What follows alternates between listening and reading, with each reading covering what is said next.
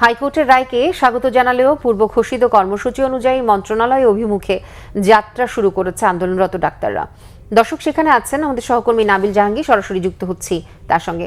নাবিল, নিশ্চয়ই শুনতে পাচ্ছেন। আন্দোলনের এই মুহূর্তে কি অবস্থা, কোথায় আছে এবং ডাক্তাররা কি বলছেন, কারোর সাথে কথা হয়েছে কিনা এবং পরবর্তী কর্মসূচি তাদের কি, আমাদের বিস্তারিত জানাবেন।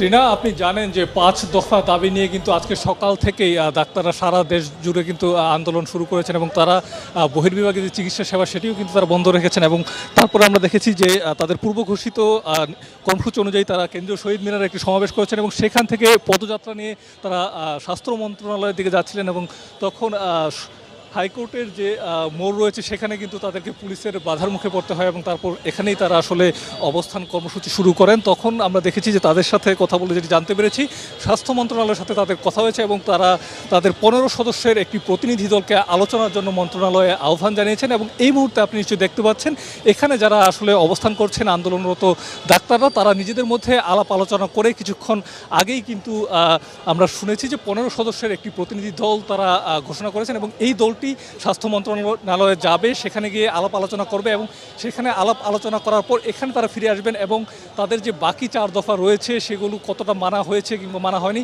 তার উপর ভিত্তি করে আলাপ আলোচনা করে তারা কিন্তু তাদের পরবর্তী যে কর্মসূচি সেটি ঘোষণা করবেন। ত্রিনা।